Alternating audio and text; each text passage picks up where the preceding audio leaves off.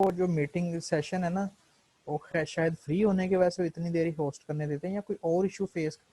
अच्छा जी, ये स्टेट्स कुछ फेमस रहती थी, ये आप रिकॉर्डिंग शुरू कर दें। ये मैं आपको थोड़ी थोड़ी करवा देता हूँ। ये डेवस डेवस स्टेट है, अक्सर पूछा जाता है ये कौन सी साइड लग रही है, कोई बंदा गेस कर। ये तो आपका ग्रीनलैंड आ गया, बताएं ना जरा मुझे। ये दुनिया का सबसे बड़ा आइलैंड बताया था आपको भाई, ग्रीनलैंड है सर। ग्रीनलैंड। ये आपका कनाडा लगा, तो आप कहें ना फिर ये नॉर्थ अमेरिका की ईस्टर्न साइड है। जी सर। ये इसकी बहुत बड़ी, इसके अंदर एक बे भी है, बैफन बे। ओ भाई ये चीजें बहुत कीमती हैं, यकीन करें जो आपको बता रहे हैं। ये बैफन बे है। अब बैफन बे के जो पानी आगे दूसरे बड़े सी में लगता है जाके, और ये आपका अटलांटिक ओशन है। एक दफा आपके कॉन्सेप्ट क्लियर हो गए, आप बेशक CSS दें, पता नहीं क्या क्या दें, आपको सब पता लग जाएगा। और जिस तरह मर्जी एग्जामिनर आपसे क्वेश्चन पूछे, आप वो कभी आपको फंसा नहीं सकता। ये अच्छा, ये था आपका हडसन बे। ये वाला आपका कनाडा की साइड है, ये सारी कनाडा की। ठीक है, ये कनाडा, उसकी राइट साइड पे, ईस्टर्न साइड पे हडसन बे। ठीक है, उसके बाद ये ऊपर मैंने आपको बैफन बे बताइए, भूलना नहीं है। अच्छा, स्ट्रेट जो इस पानी को, यानी बैफन बे का वाटर जो ये स्टेट ऐसे लेके आती है यहाँ पे, ये सी भी एक नाम लिखा हुआ है उसका, लेब्राडोर सी। ये वाला यहाँ पे इसका छोटा सा सी है, इसका लेब्राडोर सी है। जैसे इंडियन ओशन के नीचे छोटा सा अरेबियन सी है ना, तो ये वाला उससे ही लेब्राडोर सी है। और ये वाली जो है, ये वाली पट्टी जो पानी की है स्ट्रेट कार, ये दो वाटर बॉडी को इधर की इधर, ये है आपकी डेवस स्टेट। फेमस स्टेट है, काफी ज्यादा पूछी जाती है अगर वेरी डेवस स्टेट, तो आपने पहना ग्रीनलैंड की ये वेस्ट साइड बनती है। ये सबसे बड़ा पेनिनसुला है, ये बड़ा सारा, ये सारा ये ग्रीनलैंड, क्योंकि अब मैप उसका बड़ा किया ना, ये बड़ा नजर आ रहा है ग्रीनलैंड सारा ये वाला। ये डेवस्टेट आ गई, ये बैफन बे आ गई, ये हडसन बे आ गई। अब ये आइलैंड है छोटा सा, आइसलैंड, आइलैंड नहीं है सॉरी, आईलैंड होता है ISLA। ये आइसलैंड है, ये ग्रीनलैंड की बिल्कुल ईस्टर्न साइड पे लगता है। ठीक है, ये भी आपने याद रखना है। तो कोई पूछ ले वेयर इज आइसलैंड, तो आप बता सकते हैं जो ग्रीनलैंड की ईस्टर्न साइड पे जो ये है ये आइलैंड भी है, और इसका नाम भी आइसलैंड है। ठीक है, और आइलैंड मैंने बताया था जिसके चारों तरफ ऐसे वाटर बॉडी से सराउंडेड हो। ठीक हो गया जी, ये इतना समझ आ गई। अब नेक्स्ट चलते हैं, इसको थोड़ा सा रेज करें, क्योंकि जब ये अरे हाँ, ये अच्छा ऑप्शन आई थी, ये सारा कुछ गायब हो गया था, पता नहीं अरे कैसे आया। क्वेश्चन है जी जी। सर, ये कनाडा में जो आइलैंड्स काफी हैं ऊपर वाली साइड पे शो हो रहे हैं, ये भी स्ट्रेट्स होंगी हाँ या जी, नहीं? नहीं नहीं, ये स्टेट्स नहीं होंगे। स्टेट को ना जो ज्योग्राफिकली उन्होंने बताया हुआ है ना, जो दो बड़ी वाटर बॉडी को ऐसे, जो दो बड़ी ऐसे पोर्शन को मिलाएं, वो फिर इस तरह तो फिर बहुत सारी ऐसे बन जाती है ना वाटर बॉडीज।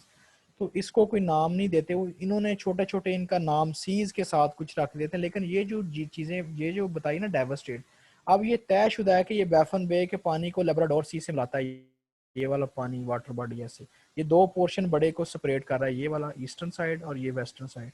तो ये वाली सिर्फ स्टेट कंसीडर होगी, बाकी वो ये अगर आप ये कह रहे हैं ना, ये क्वेश्चन आपने बहुत अच्छा किया, तो ये वाली स्टेट नहीं कंसीडर होंगी। अब ये देखें ना, प्रोमिनेंट वाटर बॉडी कौन सी, यहाँ पे भी है, यहाँ पे भी है, यहाँ पे भी है, ऐसे तो फिर इसको आइलैंड भी कहेंगे, लेकिन ऐसे नहीं होता।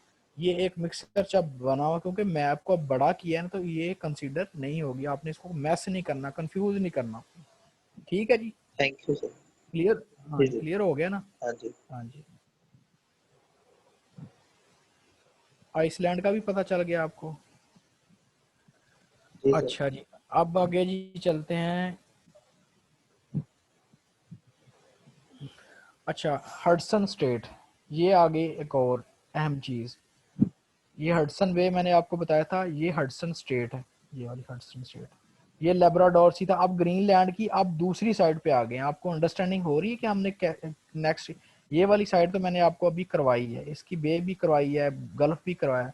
अब ये हडसन बे, ये वाली ये कनाडा है, ये नीचे है इसका, ये अमेरिका है। ये वाली स्ट्रेट हडसन स्ट्रेट, ये क्या कर रही, हडसन बे जो है इसके पानी को लेब्राडोर सी से यहाँ से मिला रही है। अच्छा, ये आपका ग्रीनलैंड आ गया, इसकी ईस्टर्न साइड पे आपका था आइसलैंड। अच्छा जी, ये थोड़ा सा मैं अरेज कर लूँ।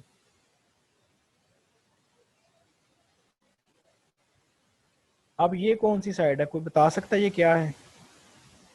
बताएं ना जरा, थोड़ी सी कोशिश करें भाई मेरे। ये बूट शेप पेनिनसुला मैंने आपको इटली कराया था, उसके बाद ये अल्बानिया, ये यूरोप है क्या? ग्रीक, यूरोप, अल्लाह आपका भला करे। अब ये ये एड्रियाटिक सी है आपका जनाब। ये छोटे छोटे सीज हैं, ये कम ही पूछे जाते हैं इनके बारे में, लेकिन फिर भी है। ये ऊपर आपका यूरोप है, और ये यूरोप का ही पार्ट है जनाब। ये इटली था ना, बूट शेप पेनिनसुला याद आया जो मैंने आपको कहा था, ये ऐसे बूट बना हुआ है, ये वाला बूट बना हुआ है, ये ऐसे। ये कोई बरतानवी बूट ही है, ये हमारा बूट नहीं है। ये इटली है, बूट शेप पेनिनसुला। ये वाली स्टेट जो है, यहाँ से एड्रियाटिक सी को, ये है सी कौन सा, आयोनियन सी से मिलाती है स्टेट। ये वाली ऊपर, ये वेस्टर्न साइड वाला अल्बानिया कंट्री है, ठीक है। ये नीचे ग्रीक, ये सारा कुछ। तो इस वाली स्टेट को जनाब वाली ओट्रांटो स्टेट बोलते हैं, एड्रियाटिक सी को जो इस सी से मिलाती है, ये वाली, ठीक है जी। ये छोटी छोटी स्टेट्स हैं, मैं चाह रहा हूँ कि थोड़ी सी ये आपको पता चल जाए। इसके बाद आगे चलते हैं। ये ऐसी हैं कि इनके बारे में इतना आता नहीं है, ये बहुत डीप समझ ले, हम चीज़ें सारी देख रहे हैं कि कोई भी स्टेट और कोई भी छोटा ओशन और कोई भी सी रह ना जाए। वरना नॉर्मली क्या होता है कि वो जनाब फेमस फेमस ही चीज़ें पूछता है, जो कि आपको पहले करा दी हैं। अच्छा, ये वाली एक बोनी फेसियो स्टेट है, ये इटली के नीचे इस साइड पे बोनीफेचियो स्टेट है। या मैं जल्दी जल्दी आपको करवाऊंगा क्योंकि फिर इससे काफ़ी ज़्यादा। अब ये मैक्सिको है, नॉर्थ अमेरिका की तरफ आ जाएं। ये गल्फ ऑफ मैक्सिको, आपको ये यहाँ पे बताया था। अब गल्फ ऑफ मिक्सो, ये आपका क्यूबा कंट्री है। ट्रिनिडेड एंड टोबैको, यहाँ पे डोमिनिकन रिपब्लिक है। तो ये वाला जो है यूकैटन स्टेट, ये वाली, ये गल्फ ऑफ मैक्सिको को जो नीचे इधर अटलांटिक ओशन है, इधर आपका पैसिफिक ओशन है, यहाँ पे ये पनामा है, तो यहाँ पे पनामा कनाल है। तो यूकैटन स्टेट आ गई, ठीक है। उसके बाद बोनाफिटो ये हो गई है। उसके बाद ये न्यूजीलैंड, न्यूजीलैंड कहाँ पे था, ऑस्ट्रेलिया के नीचे वाली साइड पे। तो ये ऊपर से वेलिंगटन के दरमियान, यानी न्यूजीलैंड के जो दो पोर्शन हैं लैंड वाटर लैंड मास के, इनको थोड़ा सा सेपरेट करती है, तो ये वाली एक स्टेट है। उसके बाद वेलिंगटन स्टेट, उसके बाद है फोवाक स्टेट, ये नीचे है बिल्कुल, इसके नीचे एक छोटा सा न्यूजीलैंड का पार्ट है, इसको भी अलहदा करती है, तो फोवाक स्टेट हो गई। उसके बाद अरे कुक उसको स्टेट। जी, कुक स्टेट, जी कुक स्टेट। हाँ, ये कुक स्टेट बड़ी फेमस है, ये अक्सर पूछते हैं कुक स्टेट। ये मैंने वेलिंगटन में बताई है, ये कुक स्टेट है इसका नाम, ठीक है। ये वेलिंगटन टंग स्लिप हो गई थी, तो ये एक्चुअली कुक स्टेट है, ठीक है। ये पूछते हैं कैप्टन जेम्स कुक के नाम से उन्होंने जनाब, ये कहते हैं शायद उसने न्यूजीलैंड उसने डिस्कवर किया था, शायद ऑस्ट्रेलिया भी। तो ये मेरे ख्याल उसी के नाम से, जेम्स कुक के नाम से उन्होंने कुक स्टेट रखी है, लेकिन इट्स नॉट कंफर्म। ये वाली स्टेट आपने बस नाम, ये कुक का कुकिंग करनी है, समझे आपने, वेलिंगटन जाके न्यूजीलैंड के ऊपर, तो कुक स्टेट आपको याद रहेगी। उसके बाद बाबुल मंदील है, मैंने आपको बताया था, ये है आपका, क्या है ये बताएं जरा मुझे। गल्फ ऑफ एडन और रेड सी, रेड सी, और ये क्या ऊपर वाला पेनिनसुला कौन सा है? अरेबियन। Arabian peninsula. अच्छा, ये नीचे से जनाब जो डीजी बूटी है ना, डीजी बूटी है, किसका कंट्री है डीजी बूटी? ये अफ्रीका का था। अफ्रीका का कंट्री। अब अफ्रीका का कंट्री जो है ना, इसके कब्जे में है ये वाली, ये डीजी बूटी, इसके कब्जे में बाबल मंदीब, ये मैंने आपको पहले भी बताया, तो ये फेमस है बड़ी, गल्फ ऑफ एडन है ये आपका। तो ये जनाबे वाली एक फेमस सी रूट है, जो आजकल दुनिया में सबसे ज़्यादा यही इस्तेमाल हो रहा है, ये वाला सी रूट।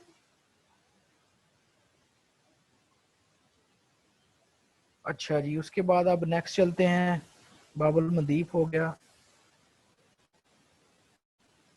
हाँ, तो ये काफ़ी, ये मेरे ख्याल कंप्लीट हो गई हैं, जो जितनी भी सारी स्टेट्स थी ये सारी मुकम्मल हो गई। अब हम चलते हैं अपने नोट्स की तरफ।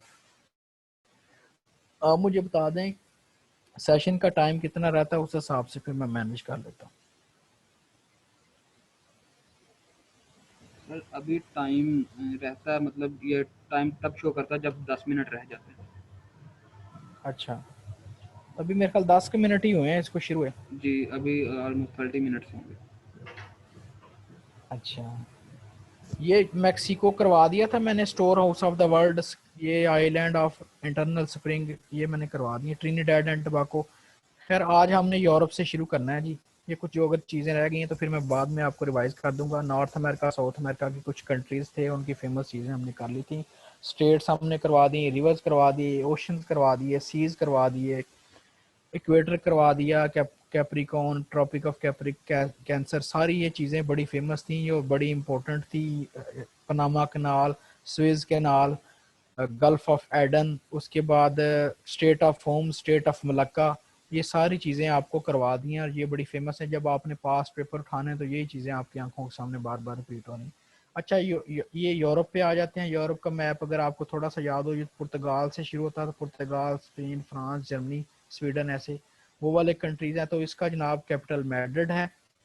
यहाँ की जो सर नेशनल, नहीं जी शो हो रही, मैं यही हो रही है, पिक्चर ही शो हो रही है। जी, मैं एक मिनट स्क्रीन शेयर दोबारा कर देता हूँ।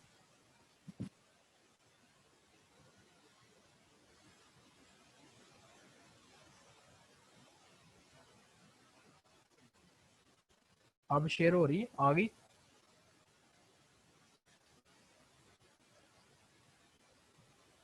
वही आ रही बाबल मंदीप वाली। अच्छा, मैं एक मिनट देखता हूँ क्या इशू है।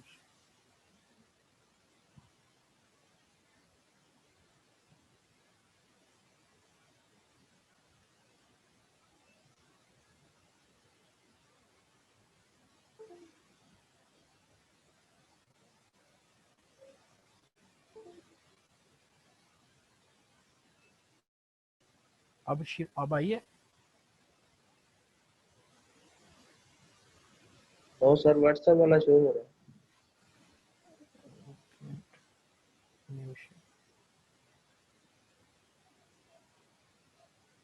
अब आई है। जी सर। अच्छा जी।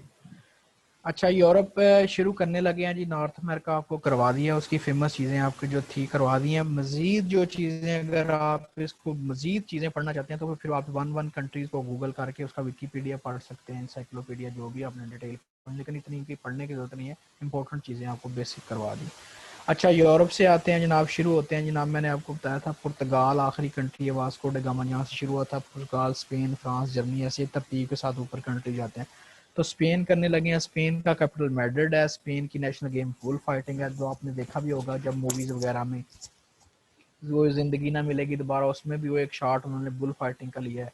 तो वो देखे ना, अब एक बंदा वो सामने बुल फाइटिंग करवाते हैं और किस तरह बैल के आगे फिर भागते हैं। तो वो देखा होगा आपने, लोग रास्तों दोनों साइडों पे बड़े बड़े जालियां सी लगाई होती हैं, तो फिर लोग बैलों को, जो जंगली बैल हैं, उनको सारा साल पालते हैं। फिर वो एक खास स्पेसिफिक दिन रखा है, उस दिन जनाब उन बैलों को गलियों में और बाज़ारों में, मेन सिटीज़ में आज़ाद कर देते हैं और फिर लोग उनके से आगे भागते हैं।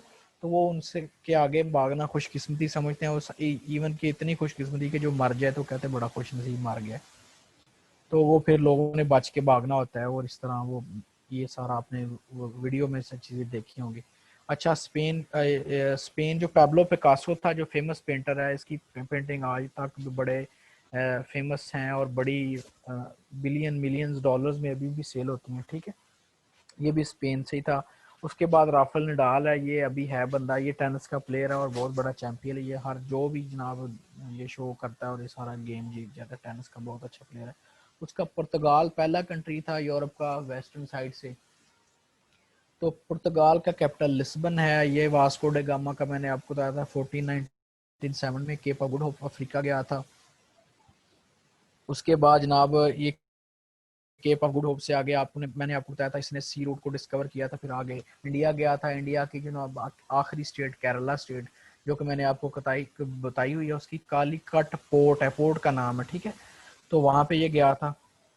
तो ये उसके रिलेटेड सारी यही चीज़ें। उसके बाद उसने ना पूरी दुनिया, ये अच्छा, ये एक बंदा फर्डिनेंड मैगेलन, ये आपने सर्च करके बताना है कि इसने दुनिया का सफ़र, तो मैंने आपको बता दिया किया था कि किस से किया था, जहाज़ से किया था या सी रूट से किया था। ये बड़ा कॉमन सा क्वेश्चन है, फर्डिनेंड मैगेलन कौन है, तो ये आपने मुझे बताना है किससे किस। जी सी से ही था। हाँ, सी सी से से किया किया था। था सर। जी जी, सी से किया था। अच्छा जी, ये बर्थिलो मवेलिंग एक बंदा है, ये जनाब केप टाउन आया था। उसके बाद पूरी दुनिया का सफ़र इसने मिलके साथ ही किया था। उसके बाद ये जनाब आ गया लार्जेस्ट सोलर, अच्छा, पुर्तगाल ने जनाब दुनिया का लार्जेस्ट सोलर सिस्टम जो है ना, पुर्तगाल ने इंस्टॉल किया है, आज तक का जो सबसे बड़ा है। इवन कि इन्होंने जहाज़ भी अपने सोलर सिस्टम पे बना लिए हैं, और जो हमारे जहाज़ थे वो पता नहीं अब किस सिस्टम पे चले गए हैं। ठीक है, तो जब भी हम अपने कंट्री को किसी दूसरे कंट्री के साथ कंपेयर करते हैं, तो जब आप थोड़े रियलिस्टिक होते हैं तो आपको अंदाज़ा होता है कि हम किस तरह अपने आप को, अपने सांसों को और जो भी हमारे पास होते हैं रिसोर्स को किस तरह डी वैल्यू कर रहे हैं। तो मैनेजमेंट किसी भी इदारे की या जनाब लीडरशिप जो है और विद इफेक्टिव फाइनेंशियल रिसोर्सेज वो बड़े ज़रूरी होते हैं। और हमारे अक्सर यहाँ पे यही होता है कि रिसोर्सेज आते हैं फिजिकली, लेकिन वो प्रैक्टिकली आगे इम्प्लीमेंट नहीं होते, जिसकी वजह से सारा सिस्टम दरम बरम। कहते हैं 1960 में जब ये PIA की फ़्लाइट चली थी ना, तो तब लोग मिसाल दिया करते थे, ये बड़ा प्राउड फील करते थे PIA पे सफ़र करना। इवन के 1965 का प्लान आपके साउथ कोरिया ने तब अयूब के दौर में इम्प्लीमेंट किया था। तो आज आप देख लें, साउथ कोरिया एशियन टाइगर है दुनिया में जनाब, जो साउथ ईस्ट एशियन साइड पे वो सबसे ज़्यादा तरक्की कर रहे हैं। तो देखें, बात इम्प्लीमेंटेशन की होती है। अयूब भी जब आप उसकी सारी लाइफ के आगे पढ़ेंगे तो वो बड़ा वी नहीं बनता था, लेकिन जिस हिसाब से वो चाहता था उस काम काफ़ी उसने किया है। अयूब के दौर में ये डैम शैम, ये सारे बड़े बड़े प्रोजेक्ट, ये आपके कराची मिल वगैरह और ये आपका जितना भी एटॉमिक का सारा सिस्टम था, ये अयूब के दौर में शुरू हुआ था। भुट्टो ने इसको फाइनलाइज करवाया था। तो भुट्टो ने जनाब मुल्तान में मीटिंग की थी, तो जनाब उन्होंने पूछा था, इंडिया ने बम बना लिया था, तो फिर उन्होंने मीटिंग की तो भुट्टो ने पूछा जनाब साइंटिस्ट जो तो हमारे, उन्होंने कहा कितने दिन में बम बना लोगे। तो उन्होंने जनाब आगे एक साइंटिस्ट ने इशारा ऐसे 5 उंगलियों से किया कि 5 दिन में। तो उसने जनाब ऐसे ही जवाब में अपनी ये 2 उंगलियां नीचे कर ली और उसने 3 उंगलियां, जो पहली फर्स्ट इंडेक्स और ये सेंटर वाली मिडिल फिंगर करके बताया कि भाई सिर्फ 3 साल हैं आपके, 3 सालों में आपने बनाना। तो फिर अल्हम्दुलिल्लाह से 3 सालों में उसने ये भी स्टेटमेंट, फेमस स्टेटमेंट की थी कि हमें बेशक घास खाना पड़े, हम बम ज़रूर बनाएंगे। तो 3 सालों में बम तो बना लिया, लेकिन तब से लेकर आज तक पाकिस्तानी कौम घास ही खा रही है। अच्छा, उसके बाद इंडस वाटर ट्रीटी भी अयूब खान ने की थी।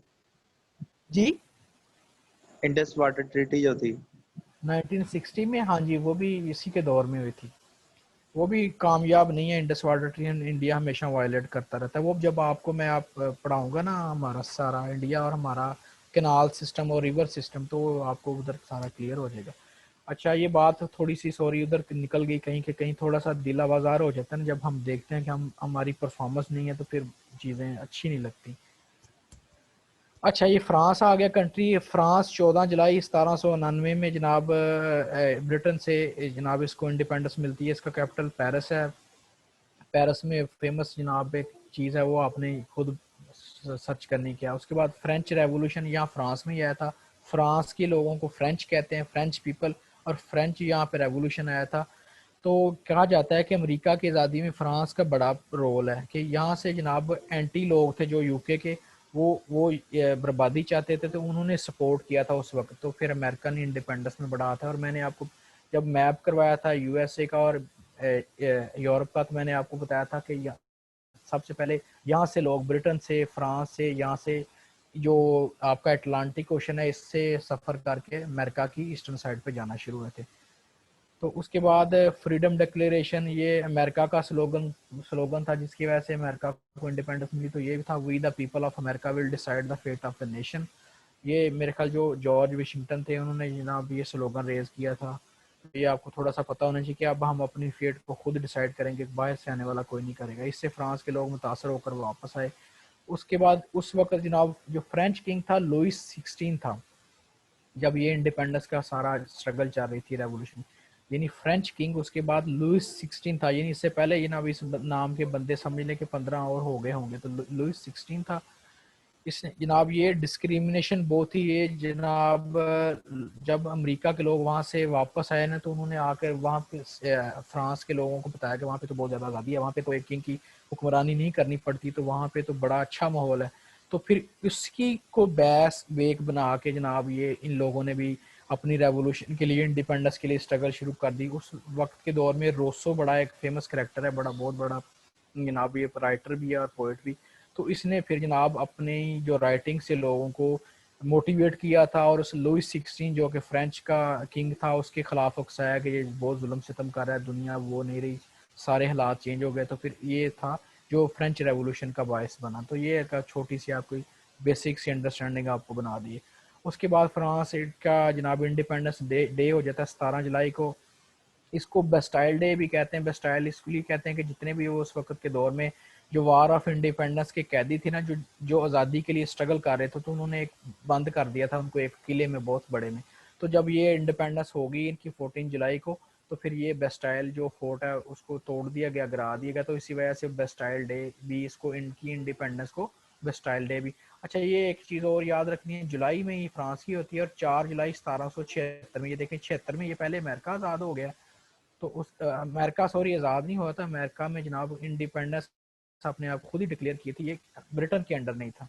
ये यहाँ के इवन के यहाँ यूरोप से लोग वहाँ पे गए थे, कॉलोनीज उन्होंने बनाई थी। तो ये द फ्रांस जो था, जो फ्रेंच रेवोल्यूशन है, तो तब ये उसके अंडर था। तो ये फिर उसके बाद तकरीबन ये 76 और 4 80, और ये हिसाब लगा लें 9 और 4 कितने बनते हैं, 9 10 और 3 13 तक तकरीबन साल बनते हैं। ये बाद ये इंडिपेंडेंस इनको हो गई थी, ये उसको बेस्टाइल डे भी कहते हैं।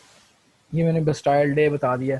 अच्छा, उसके बाद क्या हुआ, फिर लुइस 16 जो था, जो किंग था, उसकी पावर कम होना शुरू हो गई, और उसके जो ज़्यादातर इलाके थे वो उसकी कब्जे से निकल गए थे। फिर लोगों ने डेमोक्रेटिक कल्चर यहाँ पे डेवलप होना शुरू हो गया था।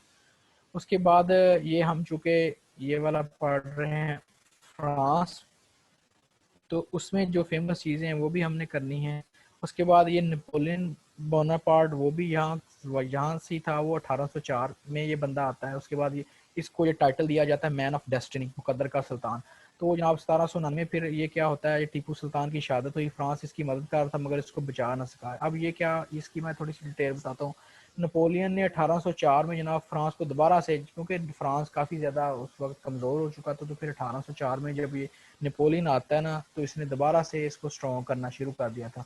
और फिर 1815 में वाटरलू के मैदान में जनाब एक बड़ी जंग हुई यूके के खिलाफ। तो इसी में जनाब जो टीपू सुल्तान है, फोर्थ बैटल ऑफ मिजूरी भी इसे कहते हैं। अक्सर क्वेश्चन आता है कि टीपू सुल्तान कौन सी जनाब बैटल में शहीद हुआ था, फोर्थ बैटल ऑफ मिजूरी इसको बोलते हैं। तो टीपू सुल्तान जनाब लॉर्ड वेलिंगे जो 1799 में था, जो ब्रिटेन का, उसके खिलाफ ये टीपू सुल्तान ने जनाब, टीपू सुल्तान को उसने शहीद कर दिया था। उसको बाद, इसके बाद इसका भाई आ जाता है आर्थो वेलिंगे, इसके लॉर्ड वेलिंगे के बाद, जो ड्यूक ऑफ वेलिंगटन था। अब वाटरलू कौन सा मुकाम है जहाँ पे ये बैटल हुई थी, तो ये बेल्जियम में है, फ्रांस के साथ ऊपर बेल्जियम, ठीक। उसके बाद में 1815 में आर्थर वेलिंगे जो इसका ब्रदर था, ये वाला लॉर्ड वेलिंगे का, ये आया था। उसके बाद नेपोलियन को जनाब इसने वाटरलू के मैदान में, जो कि बेल्जियम में, शिकस्त दे दी। और जनाब उसके बाद आर्थर वेलिंगे की डेथ हो जाती है, डिफीट हो जाती है 1815 में, और नेपोलियन जो है वाटरलू के मुकाम में ये लड़ा है। और उसके बाद इसको भी क्या किया था, आइलैंड अफ्रीका। फिर जनाब नेपोलियन को आइलैंड अफ्रीका, जो अफ्रीका है, सेंट हेलिना, यहाँ पर नेपोलियन को भेज दिया, यानी कैद कर दिया था। फिर बेचारा यहाँ पे 1821 में इसकी वफात हो जाती। तो इस तरह नेपोलियन की भी डेथ हो जाती, यानी इसको जला वतन कर दिया डिफीट की वजह से, आइलैंड पे भेज दिया था, जो कि अफ्रीका में, आइलैंड अफ्रीका, आप देखें कितनी दूर है। तो जैसे मैंने आपको बताया था, अमेरिकन ने क्यूबा में गोंतानामो जेल बनाई है। तो इस तरह ये लोग करते थे उस वक्त के दौर में कि अपने मुल्क को बड़ा पाक साफ रखने के लिए, डिक्लेयर करने के लिए, हम जनाब बड़े डेमोक्रेट हैं। तो ये फिर दूसरे जो इस तरह के बड़े लीडर थे उनके साथ ऐसे जुल्म सिस्टम किया जाता था। उसके बाद 1886 में स्टैचू ऑफ लिबर्टी है, जिसकी 111 फीट हाइट है। ये न्यूयॉर्क में जनाब फ्रांस ने अमेरिका को ये गिफ्ट किया था। उसके बाद मैंने आईफल टावर का बताया था, 1889 में ये पेरिस में है। ये दोनों चीज़ें, जो आईफल टावर और स्टैचू ऑफ लिबर्टी, एक ही बंदे ने बताई थी। उसका नाम था गस्टेव आईफल। इसी के नाम से ये, फिर उसका जो सेकंड नेम है ना आईफल, इसी वजह से उसके नाम से लिया गया गस्टेव आईफल। तो उसका टावर का नाम दे दिया। टावर तो वैसे किसी भी टावर को कहते हैं, लेकिन उसके नाम से फिर जोड़ दिया आईफल टावर। बहुत ज़्यादा जो भी लोग यहाँ पे जाते हैं तो फिर इसको देखते हैं। उसके बाद स्टैचू ऑफ लिबर्टी अमेरिका में है। ये भी एक पानी में उन्होंने बड़ा सा स्टैचू लगाया हुआ है। तो ये भी याद रखना है कि वुमेन स्टैचू है, नॉट मैन। ये भी कभी क्वेश्चन आ सकता है। उसके बाद लुइस पास्चर आ जाता है। ये लुइस पास्चर भी यहाँ से फ्रांस से था। इसने पास्चुराइजेशन का मेथड बताया था। इससे पहले क्या होता था, जनाब दूध शूध या इस तरह की जो चीज़ें हैं वो बैक्टीरिया की वजह से ख़राब हो जाती थी। तो इसने जनाब ये बताया था कि कुछ ऐसी चीज़, ऐसा काम, स्टीरिलाइजेशन का प्रोसेस किया जाए, हीट दी जाए ख़ास दर्जा रंग पे, तो चीज़ पैस्चुराइज की जा सकती है, महफूज की जाती है। उसी वजह से आज पूरी दुनिया में जनाब देखें दूध महफूज किया जा रहा है। जितनी भी सारी चीज़ें हैं जो बैक्टीरिया की वजह से ख़राब हो जाती, या फंगल इन्फेक्शन, वो सारी चीज़ें अब तकरीबन सेव जितनी भी ये पैकिंग इंडस्ट्री है वो उसकी बेस यही है, ये बंदा। उसके बाद रोडोल्फ डीजल आ जाता है, डीजल इंजन के बारे में क्वेश्चन आता है, तो ये भी यहाँ से ही था, इसने डीजल इंजन डिस्कवर किया था। इस वक्त की ये फ्रेंच की है। उसके बाद लोइस बरेली है, ये क्वेश्चन भी बड़ी बार आया कि ये बरेली सिस्टम ये नबीना जो लोग हैं ना, जो पाकिस्तान में भी ये है सिस्टम, जो नबीना अफराद हैं उनको कीबोर्ड बने होते हैं, तो वो उसकी अपने हाथों की जो आप सेंस होती है आपके पपोटों के ऊपर, उस तरह वो टच करके तो उनको वो लफ्ज़ पढ़ना सिखाते हैं। इस तरह ये सारा सिस्टम है, कुछ सुनाते भी हैं, मुख्तलिफ चीज़ें। इसकी पूरी मेथडोलॉजी है, इसमें इवन के मास्टर डिग्री भी करवाई जाती है और बकायदा 17 स्केल की पोस्ट भी होती है जो ये लोग करते हैं, मास्टर इन स्पेशल एजुकेशन। तो वो ये ब्रेली सिस्टम है, ये लुइस ब्रेली उस बंदे का नाम था, उसी के नाम सेकंड नेम से ये जनाब खुद भी बंदा अंधा हो गया था, इसी के नाम से फिर इस सिस्टम को आज तक ये पूरी दुनिया में राइज है। तो ये समझ लें इसका बहुत बड़ा माइलस्टोन था कि जनाब अंधे लोग भी जो है वो भी आप ग्रेजुएशन कर सकते हैं, इवन के पीएचडी तक वो कर सकते हैं। उसके बाद मैरी क्यूरी है, इसका भी तल्लक फ्रेंच है। ये मैरी क्यूरी जनाब औरत है जनाब, बंदा नहीं है। पैरी क्यूरी उसका बंदा था। तो ये दो मियाँ बीवी थे, इन्होंने 3 नोबेल प्राइज समझे छीने हुए हैं। एक रेडिएशन में नोबेल प्राइज था, फिजिक्स और केमिस्ट्री में मैरी क्यूरी, और इसका जनाब ये बीवी का है, और इसके बाद पैरी क्यूरी उसका बंदा है, उसको फिजिक्स में मिला। और ये मैदाम क्यूरी के पूछा जाता है कि इसको फिजिक्स में भी नोबेल प्राइज मिला, केमिस्ट्री में ये मैरी क्यूरी के पास 2 नोबेल प्राइज हैं। उसके बाद 2006 में फुटबॉल में ये एक इंसिडेंस हुआ था, ये फ्रांस में हो रहा था जनाब। तो फुटबॉल में क्या हुआ, फ्रांस के कैप्टन जो जैनुल आबिदीन थे, इसने जनाब एक खिलाड़ी को टक्कर मार दी, और इसकी वजह से उसको, इस बंदे को, जैनुल आबिदीन को निकाल दिया गया जो कैप्टन था। तो इसकी वजह से फिर वो वर्ल्ड कप इटली जीत गया था, 2006 की बात है। उसके बाद यहाँ पे यूनेस्को ये बड़ी फेमस है, बहुत ही फेमस है, अक्सर आता है ये। उसके पहले जो मैंने जैसे सार्क करवाया था, आसियान करवाई थी, तो इस तरह ये फ्रांस में बड़ी एक फेमस ऑर्गेनाइजेशन है, United Nation Scientific and Cultural organisation.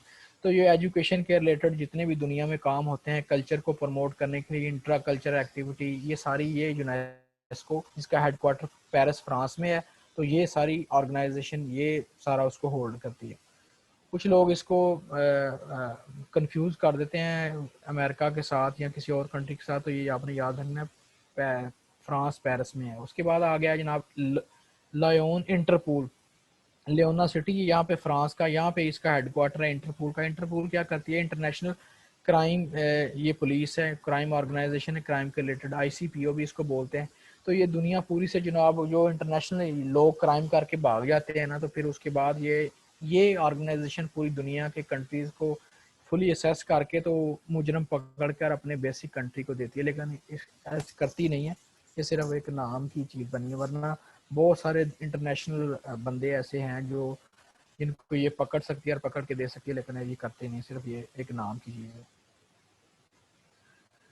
उसके बाद जनाब आपका अगला जो कंट्री है स्पेन, फ्रांस, और इसके बाद अगले बड़ा कंट्री जो home town of second world war था, ये जर्मनी है इसकी जनाब। इसका बर्लिन कैपिटल है ये हाँ, वर्ल्ड। उसमें जी, वो हॉकी और फुटबॉल फेडरेशन भी इधर ही है या ना कहीं और है? फीफा की। जी, फीफा और हॉकी की फेडरेशन जो है, आईएचएफ। वो आप थोड़ा सा देख के यार मुझे भी कंफर्म कर देना, मुझे ज़रा बता देना, मेरे भी जहन में नहीं आ रहा, बता देना, जी वरना ठीक मैं है, फिर खुद थैंक यू। सर्च कर लूँ। अच्छा, ये जर्मनी आ गया। उसके बाद ये जर्मनी जनाब वर्ल्ड वार 1 और 2 में जनाब पहले मेन अपोजिट था दोनों फोर्सेस के। उसके बाद हिटलर जो था, जो मेन सेकंड वर्ल्ड वार में जो मेन करेक्टर हिटलर है, हिटलर ने चूँकि सारी आर्मी को उकसाया था कि हमने वर्ल्ड वार 1 में हमारे साथ बहुत ज़्यादती हुई है, तो हम अपना बदला लेंगे। उसी वजह से जनाब इसने पूरी आर्मी को तैयार किया। आज फिर ये जनाब चांसलर बन गया, और ये इस तरह फिर हेड बन गया आर्मी का। तो हिटलर बेसिकली ये ऑस्ट्रिया से था, यानी बाई बर्थ ये ऑस्ट्रिया से आया था। इसका बाप यहाँ पे जॉब करता था, यानी आर्मी में, जर्मनी में, तो ये नौकरी करता था। फिर उसके बाद जब वर्ल्ड वार 1 हुई तो जनाब जब सोल्जर मांगे गए तो हिटलर भी भर्ती हो गया ऐसे ही जैसे, क्योंकि वालिद इसका ऑलरेडी था। उसके बाद ये स्मार्ट आदमी था, तो ये तरक्की करता करता वहाँ पे जर्मनी के पॉलिटिकल सेटअप में आ गया। जब पॉलिटिकल सेटअप में आ गया तो 1933 में ये फिर चांसलर बन गया था जर्मनी का। देखें ऐसे एक आम सा बंदा उठ के कहीं से आके तो चांसलर तक पहुंच गया जर्मनी में। उसके बाद वर्ल्ड वार 2 में इसने जनाब बहुत ज़्यादा यहूदियों को मारा था, जिसको होलोकॉस्ट भी कहते हैं। होलोकॉस्ट क्या होता है कि बड़ी बड़े गैस की भट्टियां बनाकर वहाँ पे यहूदियों को बंद करके जनाब छोड़ा था और ऊपर से बंद कर दिया था, तो वो गैस से घुटन से मर गया। अगर आप 5-6 लाख बंदा इसने ऐसे मारा, अगर आप होलोकॉस्ट सर्च करेंगे तो आप हैरान रह जाएंगे। अच्छा, कुछ जो यहूदी इसने छोड़ दिए थे ना उस वक्त, जो आज भी इसराइल में हैं, और जनाब पहले इनकी कोई टेरिटरी नहीं थी इनके पास फिजिकली, तो अमेरिका ने सपोर्ट करके इनको मेरे ख्याल 1961 में एक प्रॉपर टेरिटरी दिलवाई। तो ये सारी इस वक्त जो इसने यहूदी छोड़ दिए थे, कहता था मैंने इसलिए छोड़े हैं ताकि ये इबरतनाक लोग जो बता सके दूसरे बंदों को कि ये हमारे साथ हुआ है। लेकिन फिर क्या हुआ, उन्होंने दोबारा से जनाब अपने आप को कंपाइल करना शुरू कर दिया, और आजकल तो बड़ा उनका दुनिया पे होल्ड है, लेकिन वो फिर उसको इंटरनेशनल मीडिया इतना दिखाता नहीं है। जैसे आप रिसेंटली देखें यूएई के साथ उनकी टाइज इंप्रूव हो गई हैं। इस तरह अंदर ही अंदर से बहुत सारे कंट्री जो उनके साथ थाम में हाम ला रहे हैं, लेकिन इंटरनेशनल मीडिया में चूंकि अमेरिका मेन प्लेयर है, तो वो चाहते नहीं, अमेरिका के पीछे ऑलरेडी उनका हाथ है, इसराइल के पीछे ऑलरेडी अमेरिका है, तो वो इस तरह आहिस्ता आहिस्ता जनाब इंटरनेशनल मीडिया पे ये चीज़ें शो करवाते हैं। ये भी एक बहुत बड़ी एक अलग से स्टोरी है, बहुत बड़ी इंटरनेशनल मीडिया पे भी मोनोपोली है अमेरिका की। वो जो चीज़ चाहता है वो दिखवाते हैं, और नहीं चाहता तो वो नहीं दिखाने देते। उसके बाद वर्ल्ड वार टू में जनाब स्ट्रॉन्ग था। अच्छा, उसके बाद जब ये उस वक्त क्या था जनाब, वर्ल्ड वार टू में ये स्ट्रॉन्ग था, जापान और रूस इसको यानी इसकी सपोर्ट में थे। यानी वर्ल्ड वार टू में एक जापान सपोर्ट कर रहा था, इसीलिए फिर बाद में जनाब अमेरिकन ने जापान पर बम फेंके थे कि जर्मनी को सपोर्ट कर रहे हैं। फिर उन्होंने हिटलर ने क्या किया था, हिटलर की ये कहते हैं बहुत बड़ी गलती थी कि इसने जनाब रशिया के खिलाफ जब महाज खोला ना, तो फिर हिटलर को मुंह की खानी पड़ी, वरना ये वर्ल्ड वार टू में इसने जीत जाना था। तो रशिया का क्योंकि इलाका सारा सर्द था, तो वो सारा वहाँ पे इसको पता नहीं था ज्योग्राफिकल लोकेशन का शायद, तो जनाब उसने जनाब विंटर के सीजन था, तो अपनी फौजें भेजी, तो आधी फौज सर्दी से मर गई, आधी भूख से मर गई। तो फिर ये काज बना इसकी हारने का। अच्छा, जब ये स्ट्रॉन्ग हो रहा था तो इसने रोमानिया छीन लिया, हंगरिया का इलाका छीन लिया, ऑस्ट्रिया जो इसका बर्थ टाउन है, उसके बाद सम एरियाज ऑफ फ्रांस इसने हिटलर ने कब्जा कर लिया था वर्ल्ड वार टू में। उसके बाद जापान के कंट्रोल में, जापान ने भी कुछ इलाके छीन लिए थे, जैसे इंडोनेशिया और मलेशिया, जहाँ पे स्टेट ऑफ मलाका और ये गुजर रही है, तो मलेशिया। उसके बाद म्यांमार मैंने आपको बताया था। अच्छा, हिटलर की गलती मैंने आपको बता दिया कि जनाब इसने वो रशिया के खिलाफ जब महाज खोला तो वहाँ पे इसको मुंह की खानी पड़ी। उसके बाद हिटलर ने 1945 में सुसाइड कर ली थी, ये जर्मनी चूंकि हार गया था। अच्छा, ये जो वर्ल्ड वार वन और टू है ना, इसकी जब जितनी बुक से आप पढ़ेंगे तो मुख्तलिफ आपको पर्सपेक्टिव मिलेंगे कि कौन हारा कौन जीता। तो इसको आपने मैस नहीं करना, आप बेसिक बेसिक बस चीज़ें याद रखेंगे, कितना नुकसान हुआ, कितने लोग मारे गए, ये सारी चीज़ें, कौन कौन अलायंस थे और कौन एक साइड पे कौन दड़े, आपने याद रखने हैं बेसिकली। तो इसकी ज़रूरत नहीं है, ये आगे जब आप PMS या CSS के लिए होता है तो फिर ये चीज़ें डिटेल चाहिए। तो बेसिक आप ये इसका मकसद है कि आपको MCQs आना चाहिए। जब हिटलर का जिक्र आया तो आज एक जर्मनी से था, होम टाउन इसका ऑस्ट्रिया था जनाब, और इसने क्या क्या महाज लड़े, इसने जनाब टेरिटरी कौन कौन सी वक्त अपने पावर में ले ली, इसके साथ जापान था, रूस था, फिर रूस ही इसके खिलाफ हो गया इस तरह। अच्छा, इसने ये किताब लिखी है मैन कैंप माई स्ट्रगल, इसका मतलब बनता है इंग्लिश में, ये है मैंने फ्रेंच में ही। तो ये मैंने किताब थोड़ी सी पढ़ी है, बड़ा संकी सा बंदा है जनाब ये जो बुक है ना, इसमें काफ़ी ज़्यादा स्ट्रगल ये कि किस तरह ये एक आम बंद सिपाही भर्ती होकर ये चांसलर बन गया था आर्मी पूरी का, जर्मनी का। अच्छा, उसके बाद रेडिएटर जर्मनी में पहले बनाया गया जो गाड़ियों के इंजन में इस्तेमाल होता है, गाड़ी को इंजन को ठंडा रखने के लिए। उसके बाद फर्स्ट मोटरवे भी कहते हैं हिटलर ने बनवाई थी। और उसके बाद जनाब आ जाते हैं हिटलर का। अच्छा, हिटलर का एक प्रपोजल था मरने से पहले, वो कहता था कि जर्मनी के दो हिस्से बना देते, कि ईस्टर्न जर्मनी और एक वेस्टर्न जर्मनी सेंटर से। तो फिर इस वक्त 1961 में ये जब वो उसकी डेथ हो गई थी, उसने सुसाइड कर ली थी, ये बाद अप्रूवल जो इसका प्रपोजल था उस पर अमल भी किया गया। तो वहाँ पे बर्लिन वाल ये बड़ी फेमस है, अक्सर पूछा जाता है बर्लिन वाल कहाँ पे है, तो ये ईस्ट जर्मनी को वेस्ट जर्मनी से सेपरेट करती थी 1961 में, लेकिन ये लेटर ऑन ख़त्म कर दी गई थी। तो बर्लिन वाल बना दी कि एक तरफ ईस्ट जर्मनी हो गया ईस्टर्न साइड पे, वेस्टर्न साइड पे वेस्टर्न जर्मनी हो गया। लेकिन क्या हुआ 1989 में कुछ सालों बाद ये फिर दीवार बना दी गई और दोबारा जर्मनी को यूनाइटेड कर दिया गया, और एक ही इसका जनाब जो बर्लिन है इसका कैपिटल बना दिया गया। अच्छा, ये फिस्टीन एक बंदा है, ये जर्मनी का है, इसको नोबेल प्राइज मिला है फिजिक्स में 1921 में। उसके बाद म्यूनिख यूनिवर्सिटी है मेरे ख्याल, ये अल्लामा इकबाल जहाँ पे पीएचडी जिसने अल्लामा इकबाल ने की थी, तो ये आपने ये देख लेना है, ये सर्च कर लेना है, ये लफ्ज़ मुझे तो कंफ्यूज कर रहा है, ये गलत लिखा गया म्यूनल, ये शायद म्यूनिख यूनिवर्सिटी है। म्यूक है सर, म्यूक। म्यूनख ही है ना, हाँ म्यूनख, हाँ ये जी, म्यूनल नहीं म्यूक। है, ये गलत लिखे नोट्स में, गलत लिखे तो गलत नहीं रखना। म्यूनख यूनिवर्सिटी है, यहाँ से अल्लामा इकबाल ने पीएचडी की थी जर्मनी से। उसके बाद बिस्मार्क एक बड़ा फेमस बंदा है, इसके डिक्टेटर था जर्मनी का, लेकिन ये हिटलर से पहले की बात है, तकरीबन 1860 की, यानी ये सारा सीन जब हो जाता है इससे पहले ये बंदा स्ट्रगल करता रहा है, हिटलर से पहले डिक्टेटर था ये बहुत बड़ा 1860। इसकी भी एक लंबी स्टोरी है, लेकिन उसमें जाने की जरूरत नहीं, सिर्फ आपको पता होना चाहिए बिस्मार्क एक डिक्टेटर था और ये जर्मनी से पता करता था, और ये हिटलर से पहले की बात है। उसके बाद बेल्जियम आ जाता है, बेल्जियम को कुछ टाइटल दिए, बेल्जियम का जनाब कैपिटल ब्रसल्स है, बेनेलक्स स्टेट में आता है, मैंने आपको बताया था बेल्जियम, नीदरलैंड, बेनेलक्स स्टेट, और एक और तीसरी बताई थी, ये cross road of the Europe भी कहते हैं, जब आप मैप पे देखें तो ये है Luxembourg, Luxembourg. Yes exactly Luxembourg, जबरदस्त। उसके बाद इसको cross road of the Europe भी कहते हैं इसका टाइटल। उसके बाद battle ground of the Europe भी है, यानी आपने देखा बहुत सारी लड़ाइयाँ जो है ना यहाँ पे ये होम ग्राउंड बनता है।